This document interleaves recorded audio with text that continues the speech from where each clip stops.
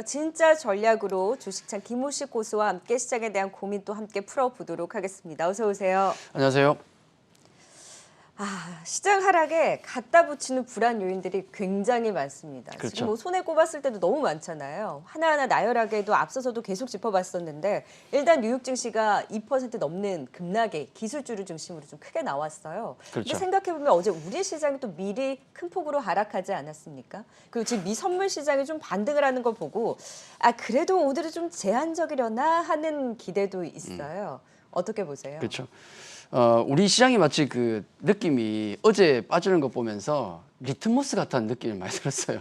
전 세계에 우리가 시험지 역할을 하는 느낌이 많이 들었는데 왜 갑자기 우리가 급락했을까? 이건 내일 미국 시장이 좀 이상할 것 같다. 나스닥 선물 별 큰 문제는 없었거든요, 그때. 근데 딱 미국 시장이 와장창 무너지는 걸 보면서 우리가 시험지 역할을 하는구나. 그 생각이 많이 들었고요.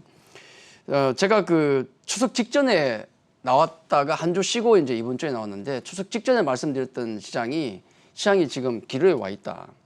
위든 아래든 방향이 추석 이후에 나올 것 같다 말씀을 드렸고, 그렇기 때문에 모르기 때문에 어느 방향으로 갈지 모르기 때문에 양쪽 모두를 대비한 포지션이 중요하다 말씀을 드렸어요. 현금도 뭐 10에서 30 정도, 뭐 수익 안 나시는 분들 더 늘려야 된다 말씀을 드렸고, 지금은 수성을 해야 될 자리일 수가 있습니다. 분명히 우리 그 삼국지 보면은 전쟁에 실패하는 경우 많이 나오는데 여기 코스피 일봉이 있죠. 아래 위 어느 방향으로 갈 것인가 애매한 상황에서 지금은 조금 아래 방향으로 정해진 느낌입니다. 상승 채널형이냐 하락 채널형이냐 기로에 와 있는데 오늘 밀리면 하락 채널형으로 가는 거예요. 아쉬운 부분이죠. 이런 걸 보면 지금은 성을 지켜야 될 때, 그동안 돈을 많이 벌었다면은 그 번 걸 지켜야 할 때일 수도 있습니다. 삼국지 보면 장수들이 전쟁에서 실패하는 경우 성 뺏기는 경우 많잖아요. 성 안에서 이제 지켜야 되는데 밖에서 막 장구치고 북치고 하면서 막 놀리면, 그렇게 용기가 없냐 막 이렇게 놀리면은 꽹가리 치고 놀리면 성문 열고 쫓아나갔다가 성까지 뺏기는 경우가 많은데, 지금은 그러면 안 되고, 뭐 테마주나 이런 것들 막 움직인다고 해서 뇌동매매하면 안 되고요. 지금은 지켜야 될 자리라는 말씀을 좀 드리겠습니다. 지금 코스피 일봉 분명히 보시면 오늘 밀리면 하락 채널형 모양으로 갈 가능성이 높아요. 그러면 아무래도 보수적인 방향을 보고 전략을 세우는 게 맞다는 생각이 들고, 가장 지금 얘기 많이 나오는 게 또 이제 금리 아닙니까? 미국 긴축, 중국 헝다, 우리 세금, 그 외에도 많아요. 뭐 핑계거리는 많은데 일단 세 가지가 가장 중요한데, 특히 이제 미국의 이 10년 만기 국채금리 추이를 보시면은 지난주 FOMC 회의 결과가 발표난 다음부터 뛰었어요. 거의 잠잠했었는데, 그렇다고 해서 뭐 FOMC 회의 결과가 우리의 예상을 뛰어넘는 수준은 아니었거든요. 그럴 거야 정도를 봤는데, 다만 중요한 건 명확해졌다. 그러니까 올해 테이퍼링 진행될 것 같아요. 내년쯤이면은 금리 인상 거의 확실히 될 것 같아요. 이게 명확해지니까, 방향이 나오니까 위쪽으로 뛴 겁니다. 요게 이제 뛰는 모습이 여러 가지 시장에 불편한 상황이 오고 있는데, 특히 이제 요걸 그림을 1년짜리를 좀 보시면은 미국 10년 만기 국채금리 흐름과 아마존 주가입니다. 아마존은 대표적인 성장주가 되겠죠. 테크주입니다. 지난 8월에 아마존이 무너졌던 것은, 요건 이제 바로 직전 8월에 급락 나왔던 것은 실적 때문에 무너진 것이고, 그 외에 올 한 해 동안 무너진 걸 보면 1월, 2월, 5월에 급락하는 모습이 나옵니다. 거의 한 평균 10% 가까이 급락이 나왔는데, 그 구간에 정확하게 10년 만기 국채금리가 급등하는 모습이 나와요.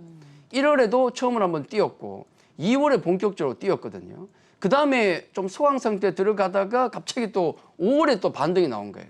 이런 구간마다 테크주가 몸살을 겪었는데, 지금 뛰는 모습 보십시오. 그 당시에 1월 뛰는 모습하고 비슷하지 않습니까? 네. 그러면 이런 부분들은 팩트입니다. 그냥 뭐 전망도 아니고 그런 모습을 보였고, 아무래도 미래의 성장 동력을 땡겨 먹는 어떤 기업들 같은 경우는 할인율이 높아지기 때문에 이 부분은 악재로 작용할 수밖에 없습니다. 이게 미국 시장 간밤에 무너뜨렸고, 이틀 전부터 이미 징조가 있었는데 어제는 본격적으로 무너뜨린 거고, 요게 이제 우리 증시로 넘어오고 있는 겁니다. 자, 이런 불편한 장은 당분간 좀 지속될 수밖에 없다는 말씀을 좀 드리겠고, 네. 요것과 맞물려서 지금 달러가 강세가 나오잖아요. 원달러 환율이 어제 너무 부담스러웠어요. 그렇죠. 우리 원달러 환율 추이를 잠깐 보시면은 주로 그 작년부터 올해까지 원달러 환율이 들썩들썩 뛰었던 게 대부분 다 코로나 때문이었어요. 코로나 상황이 우리가 좀 불안해지면은 뛰었는데, 지금 주요 자리를 돌파한 이후에 지지를 받고 다시 올라가는 모습이 보이거든요. 이런 모습이 나오면 외국인들이 만약에 머릿속에 야, 환율 더 뛸 것 같은데 라는 생각을 하게 되면은 환차손 우려 생각 안 할 수가 없잖아요. 그러면 매수할 리가 없다고요. 어제 삼성전자가 잘 가다 무너졌죠. 이런 부분들. 삼성전자는 전기전자의 대표주기도 하지만은 그다음에 대한민국 대표주입니다.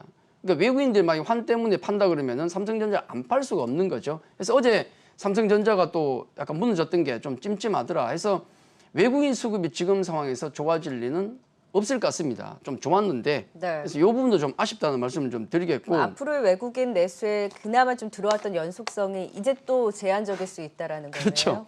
아쉬울 수밖에 없다는 말씀을 드릴 수밖에 없어요. 그래서 외국인 수급을 너무 기댈 것 없다. 특히 코스닥 보십시오. 매일 하루에 천억 샀다 천억 팔았다 그러고 있어요. 믿을 게 없다라는 말씀을 제가 드렸었는데 여기에다가 지금 이 긴축 분위기에다가 중국은 지금 헝다 문제가 남아 있지 않습니까?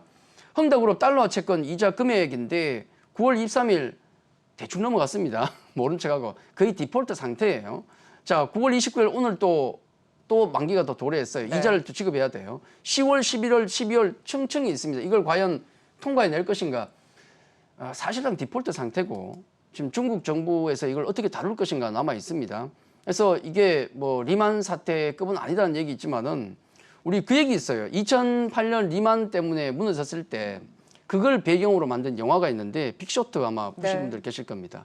장이 폭락할 때 숏을 때려서 많은 돈 번들을 사람들 주인공으로 해서 영화를 나왔는데 그 영화의 제일 앞에 나오는 자막이 있어요. 뭐냐면 이런 겁니다.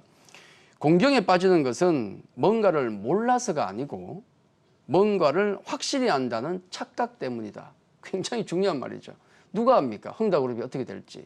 그 이후에 파급 효과를 모른다는 거죠. 그래서 이걸 뭐 어떻게 리만급 아래다, 리만급 이상은 아니다라는 얘기는 있지만은 그 파급 효과는 모릅니다. 특히나 불투명한 중국 정부가 끼어 있지 않습니까? 그렇게 보면 현금 비중이 가져갈 수밖에 없다는 상황을 말씀드릴 수밖에 없겠고 우리 한국으로 돌아오면 또 이제 대주주 세금 문제가 나올 수밖에 없어요. 머리가 지끈합니다. 특히 코스닥 기업들인데 물론 많이 오른 종목이 없기 때문에 세금 낼 것도 없을 수 있지만은 많이 오른 종목도 있잖아요, 분명히. 그걸 생각하면 보통 12월 말 기준이기 때문에 보통 매도는 한 11월부터 나와요. 회피하기 위해서. 근데 좀 빠른 경우에는 10월부터 나온다고요. 그럼 이제 지금 9월이지 않습니까? 10월 넘어가면 슬슬 머릿속에 생각할 겁니다. 이제 세금 회피해야 되는데 생각을 할 거예요. 그런 것들이 변동성을 키울 수 있다. 제가 이제 미국 긴축, 중국 헝다, 우리나라 세금 관련 말씀을 드렸지만은 결론적으로 말씀드리면은 결국은 이런 변수들이 남은 하반기 시장을 더욱 좀 험난하게 만들 가능성이 높다. 계속 하락한다는 게 아니라 네. 변동성을 키워나갈 수 있기 때문에 거기에 대한 대비는 있어야 된다. 그렇게 정리를 좀 해드리겠습니다. 저는 또 하락하는 배경 중에 하나로 이 B2로 인해서 금융당국이 이 신용 공여 한도에 대해서 이제 증권사에 아무래도 이런 부분에 대해서 관리를 그렇죠. 하라라는 이제 당부까지 있었다라는 부분이 있었는데 반대 매매에 대해서 지난달에 굉장히 컸다라는 뉴스도 있었거든요. 네. 그렇다 보니까 이런 부분도 계속해서 좀 불안 요인으로 작용을 할까요? 당연하죠. 만약에 시장이 지금 정도 하락에서 멈춘다면 문제가 없는데 아마 추가적으로 예를 들어서 뭐 끔찍한 일이지만은 아까 하락 채널형을 하단을 돌파하게 밑으로 내려가게 되면은 굉장히 위험한 케이스가 나올 수밖에 없어요. 반대 매매가 많이 나올 수 있습니다. 장이 어렵게 되면 제가 현금 비중을 말씀을 드렸지만은 반대 매매는 내가 팔고 싶어 파는 게 아니고 증권사에서 기계적으로 파는 겁니다. 이건 진짜 눈덩이가 아래쪽으로 떨어지는 그런 모양이 나오기 때문에 최소한 아무리 내가 위험 관리를 안 하더라도 지금 상황에서는 일단 B2는 없애야 된다. 대출 신용은 없애고 가야 됩니다. 나중에 덜 먹더라도. 그래서 그 부분은 여러분께서 꼭 반드시 좀 명심을 좀 하셔야 될 것 같습니다. 이제 종목별로도 전략을 세워보도록 하죠.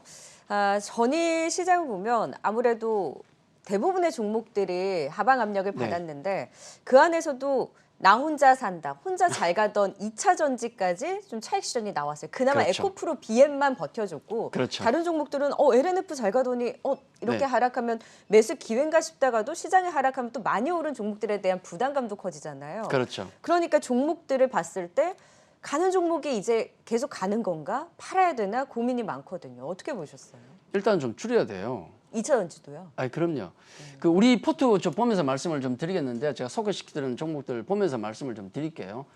뭐 현금 비중을 제가 늘 10에서 한 30% 말씀을 드리지만은 현금이 왜 필요한가는 제가 여러 번 말씀을 드렸습니다. 반드시 필요하고 특히나 수익 안 나시는 분들은 30% 비중 이상 가져가셔도 돼요. 어차피 수익도 안 나는 거 여러 번 말씀드렸지 않습니까? 우선 제가 2차 전지 질문을 하셨으니까 2차 전지부터 말씀을 좀 드리면은 좀 파셔도 됩니다. 왜냐하면 지금 뭐 제가 소개시켜드렸던 대주전자 재료나 첨보 같은 기업도 그렇고 양극재도 그렇고 이 종목들 7월부터 지금까지 따블랐어요.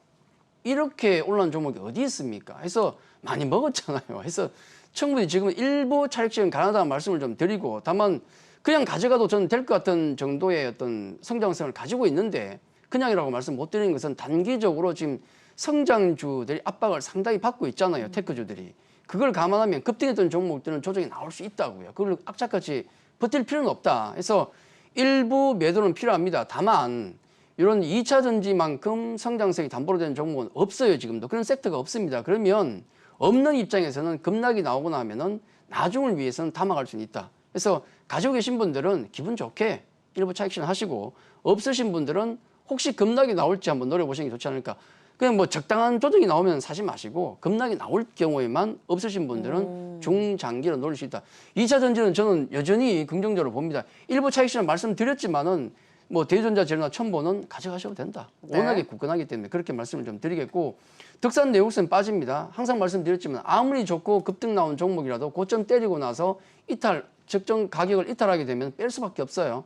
그런 말씀 드리겠고 그리고 이제 어려운 과정에 또 강조를 드릴 수 있는 것은 뭐 K-팝 쪽이나 위드 코로나 관련주들은 여전히 저는 긍정적으로 볼 수밖에 없습니다. 네. 어제 보건복지부 장관께서 말씀하셨죠. 뭐 상황은 어려워도 우리 10월 말이나 11월 초면은 위드 코로나 갈 수 있다는 얘기를 했었거든요. 이건 일본도 지금 긴급 상황 해제가 지금 10월부터 진행됩니다. 미국도 마찬가지고. 아까 이제 앞서도 뭐 소식이 전해졌지만은 BTS가 11월부터 공연을 한다라는 얘기가 있지 않습니까? 국내에서는 이제 하이브의 세븐틴 같은 경우가 11월 올림픽 체조 경기장에서 지금 공연을 준비하고 있어요. 할지 모르겠지만 일단 준비를 하고 있고 레이디 가가 마룬 5 같은 이런 그 아티스트들도 글로벌 투어가 지금 연말부터 진행될 것 같고 그다음에 저스틴 비버도 지금 하이브 소속인데 저스틴 비버도 글로벌 투어가 내년 2월부터 지금 준비가 돼 있거든요. 이걸 보면 아 글로벌 투어가 드디어 시작되는구나.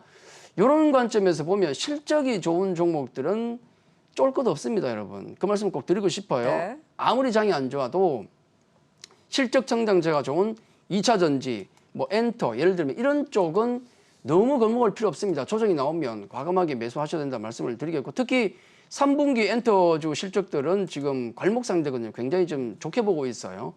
또 이제 만약에 콘서트가 시작된다 그러면은 BTS 뭐 블랙핑크는 말할 것도 없고 SM은 NCT가 있고 지난번에 그 콘서트가 없으면서 오프라인 쪽에 가장 손실이 많이 본 게 SM이거든요. 박살이 났어요, 사실.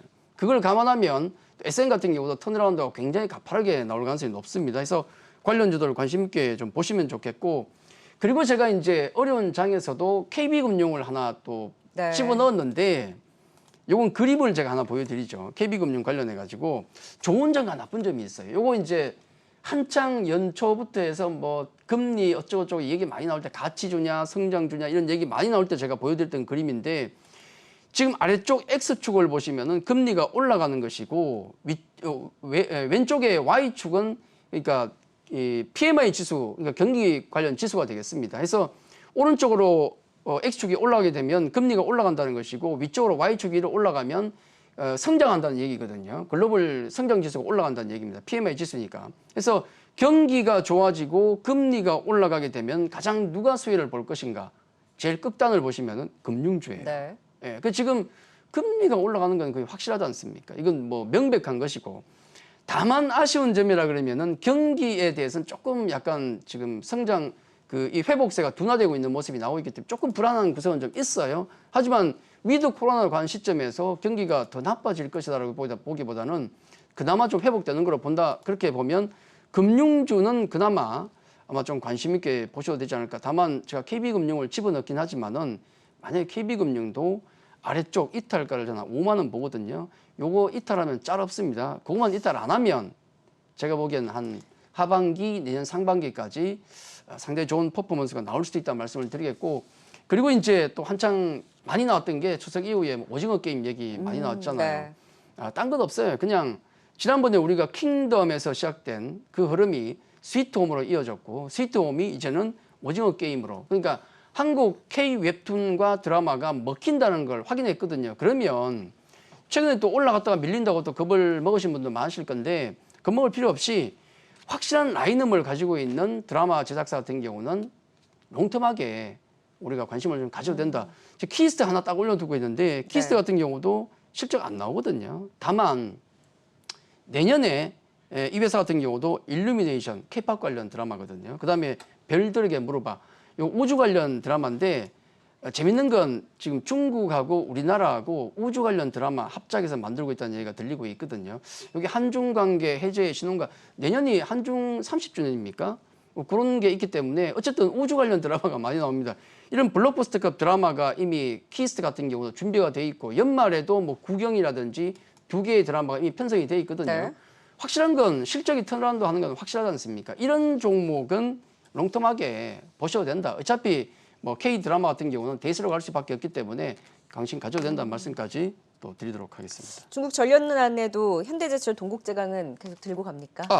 그 종목 몇 개 지금 요 중에서 원익 IPS, 현대제철, 동국제강, 현대차 요 4개 종목은 달랑달랑합니다. 제가 지금 딱 꼽아서 여쭤보려고 했던 네 종목인데. 맞아요. 제가 빠뜨렸어요. 원익 네. IPS, 그다음에 현대제철, 동국제강, 현대차 요 4개는 전저점 이탈하면 짤없이 뺍니다. 어쩔 수 없어요. 왜냐하면 철강조 같은 경우도 괜찮은 상황인데 헝다가 끼어들면서 망가졌거든요. 이런 부분은 감안할 수밖에 없고 해서 만약에 전저점 이탈가를 깬다 그러면은 뺄 수밖에 없다는 말씀은 드립니다. 좀 아까 제가 늘 말씀드렸던 게 포트폴리오는 지금 좀 과감하게 운영하는 게 맞아요. 네. 예, 그 점을 한번 지금 말씀드리겠습니다. 마이크론도 뭐 앞으로의 가이던스를 아무래도 좀 눈높이를 낮추다 보니까 반도체 쪽에서도 지금 투심이 안 좋아서 원익 IPS도 그렇고 그렇죠. 지금 차량용 반도체 수급도 해결되지 않다 보니까 현대차도 네. 그렇고 이런 쪽은 좀 어느 정도 선을 잘 정해놓고 과감한 좀 리스크 그렇죠. 관리도 필요하다라는 의견 주신 만큼 참고해 보시면 좋을 것 같습니다. 진짜 전략으로 시장에 대한 고민 좀 함께 나눠봤습니다. 주식창 김우식 고수와 말씀 들어봤어요. 고맙습니다.